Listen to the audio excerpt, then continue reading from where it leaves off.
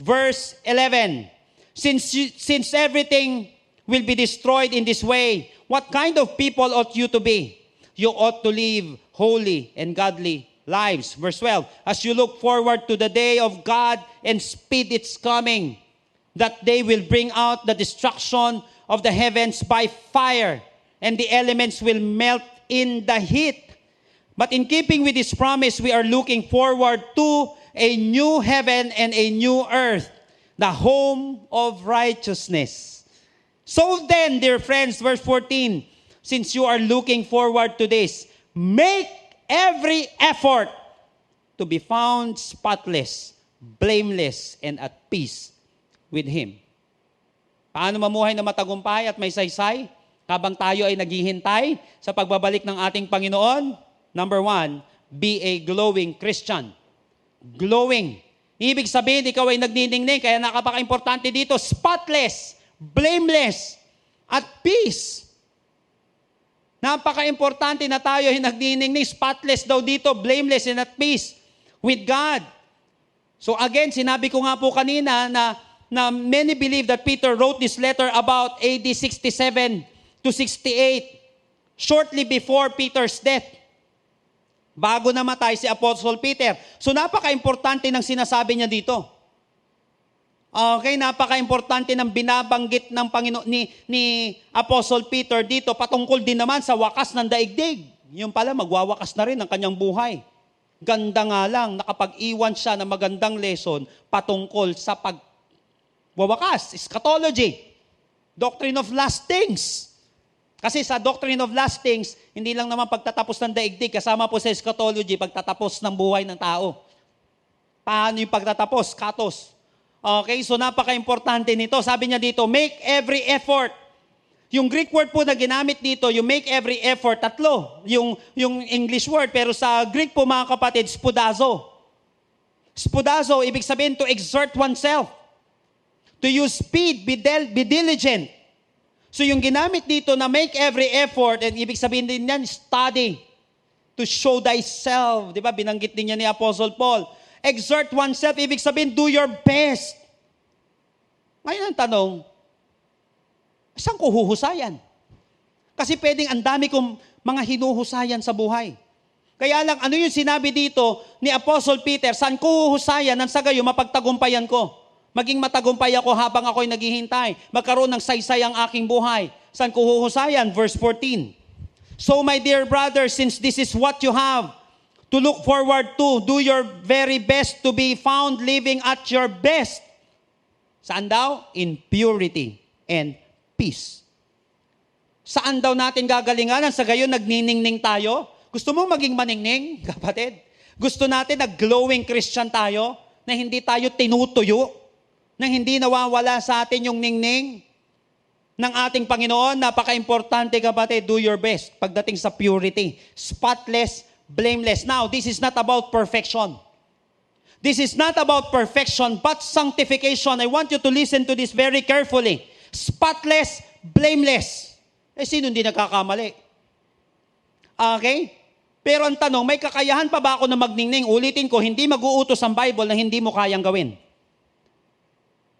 Kaya the mere fact, ang Bible nag-uutos, love the Lord your God with all your heart, with all your mind, with all your soul. Ibig sabihin, kaya natin gawin. Love your neighbor as yourself, kaya natin gawin. Once na sinabi ng Panginoon, nag-utos ang Panginoon, alam niya, kaya natin gawin. At alam din ng Bible na kaya natin maging pure. Spotless, sabi dito, do your very best to be found living at your best. In purity and in peace. Again, this is not about perfection but sanctification. Specifically, what kind of sanctification? Progressive sanctification. Or what we call practical sanctification. Kasi po may tatlong uri ng sanctification pagdating sa theology. Number 1, ang tawag dito, instantaneous sanctification. Ang ibig sabihin nito, the moment na ikaw ay tumanggap kay Jesus, holy ka na. Kaya ang tawag sa mananampalataya, saint. Kapag ikaw ay tumanggap sa Panginoon, pinapaging banal ka ng Panginoon kasi hindi naman tayo pwedeng lumapit sa Panginoon without holiness. So napaka-importante ng holiness. So naging holy tayo dahil sa dugo ng ating Panginoong Jesucristo. Instantaneous sanctification po ang tawag doon when we got saved. Tinanggap po natin yung holiness na yon. At meron tinatawag na progressive or practical sanctification.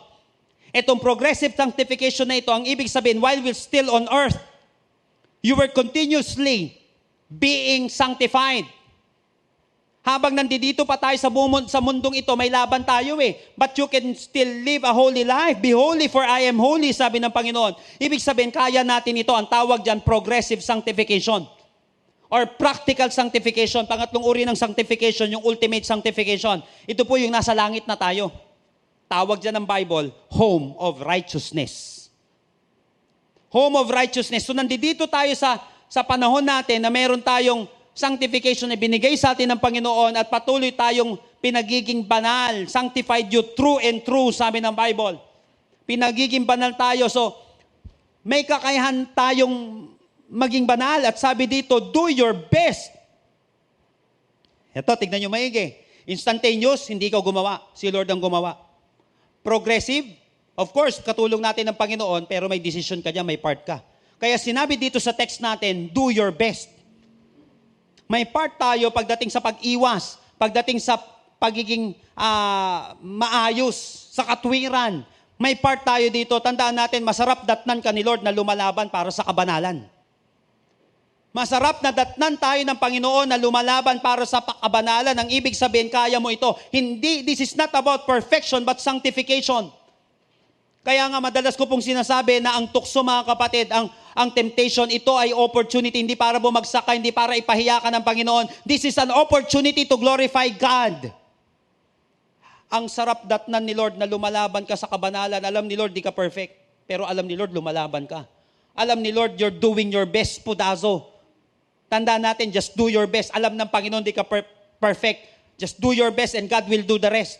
Iba yung lumalaban. Lahat po ng mananampalataya ng ating Panginoong Sukristo, lahat ng tagasunod ng ating Panginoong Sukristo, na pumunta ng langit, hindi perfect yan, pero lumaban sa kabanalan. Lumaban sila sa kabanalan. Magniningning ka nga naman talaga kasi iba ka sa pangkaraniwan. Yung iba hindi lumalaban sa kabanalan, lumulublob sa kasalanan. Ano mangyayari? Iba yung lumalaban. Marami dito nanonood na patuloy ka sumusunod sa Panginoon, kapatid. Maniwala ka, hindi ka perpekto. Pero natutuwa sa'yo ang Panginoon kasi inilalaban mo.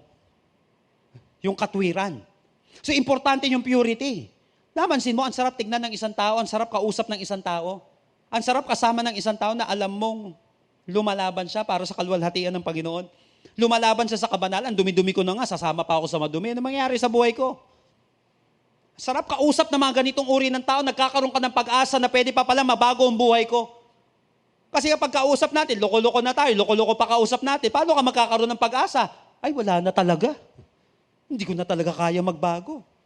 Nako, daldalera na ako habang buhay.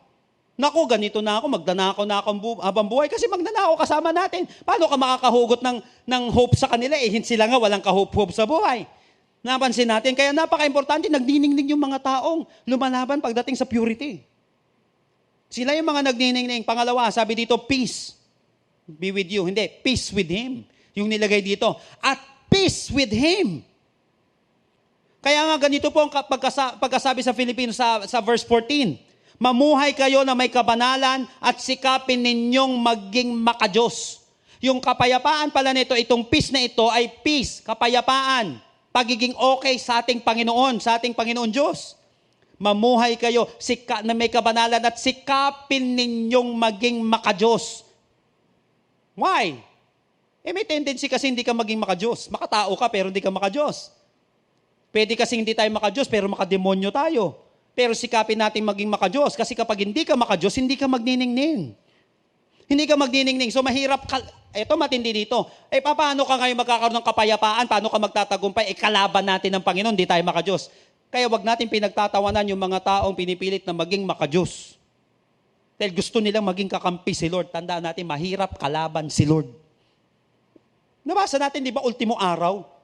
Apoy na, aapuyin pa. Nasusunog na susunugin pa. Walang kayang lumaban sa Diyos. Mahirap kalaban ng Panginoon, kaya maging makadiyos, sabi ng Bible. Tiyak na pupulutin tayo sa kawalan at kababuyan. Kapag nilabanan natin at nilayuan ng ating Panginoon. Prodigal son, nung lumayo sa kanyang tatay, ano nangyari? Kababuyan na nangyari. Walang maayos nangyari, wala pang nagtagumpay at wala pang umayos ang buhay talaga nang lumayo sa Lord. Kaya sabihin mo kay Lord, peace Lord. Peace tayo Lord.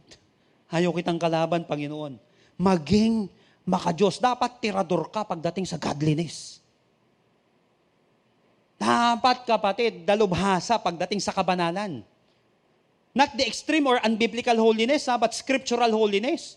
Hindi sinasabing tirador tayo sa kabanalan, yung hindi ka nagdadamit ng alam mo yon, kailangan lagi ka lang nakabarong, kailangan talaga walang gupitan. Hindi ganun kapatid, dapat biblical holiness.